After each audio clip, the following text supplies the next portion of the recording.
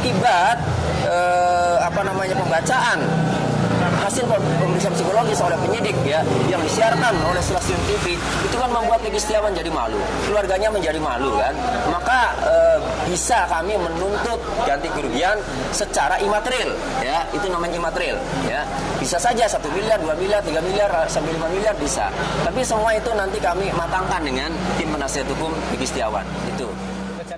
Peggy Setiawan melalui kuasa hukumnya bakal menuntut ganti rugi ke Polda Jabar dengan melayangkan gugatan perdata. Tony RM, kuasa hukum Peggy Setiawan mengatakan, dalam amar putusan tidak disebutkan soal ganti rugi dan hanya rehabilitasi terhadap Peggy. Sementara terkait ganti rugi, kata dia, tidak masuk dalam amar putusan hakim dan akan diajukan terpisah secara perdata. Saat ini, pihaknya masih berdiskusi dengan tim kuasa hukum lainnya untuk membahas rencana ganti rugi untuk kliennya.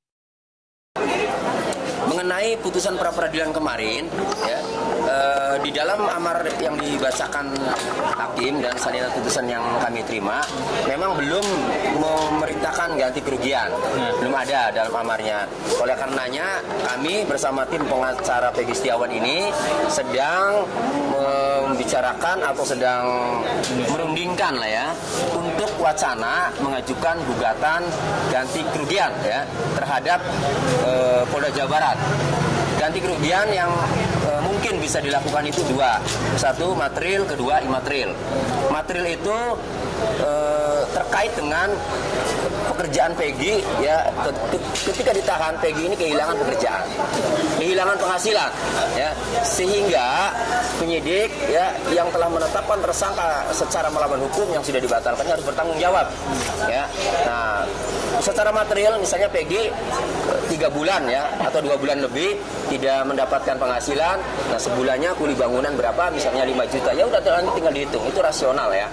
Nah kemudian yang kedua ada sepeda motor yang disita sejak 2016 sampai 2024 ya, itu bisa saja kami tuntut ke penyidik agar membayar uang sewa ya, pihak Polda ini agar membayar uang sewa. Misalnya uang sewa motor sehari 30.000 saja, kali 365 hari, kali 8 tahun kan. Nah itu kurang lebih 87 juta. Dikali 2 motor itu kan, ada loh motor satunya yang diamankan sampai sekarang belum dikembalikan. Nah itu kerugian material. Nah imaterialnya Peggy Setiawan itu ya dalam jawaban penyidik Polda Jawa Barat di sidang pra-peradilan membacakan hasil pemeriksaan psikologis bahwa Peggy Setiawan dinilai pembohong, ya, kemudian cenderung melakukan tindak pidana, ya, kemudian intinya hal-hal negatif semuanya itu.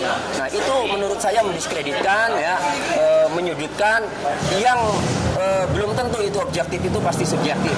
Tapi akibat pembacaan hasil pemeriksaan psikologis oleh penyidik ya yang disiarkan oleh stasiun TV itu kan membuat Peggy Setiawan jadi malu, keluarganya menjadi malu kan, maka bisa kami menuntut ganti kerugian secara imaterial ya, itu namanya imaterial ya, bisa saja 1 miliar, 2 miliar, 3 miliar sampai 5 miliar bisa, tapi semua itu nanti kami matangkan dengan tim penasihat hukum Peggy Setiawan itu.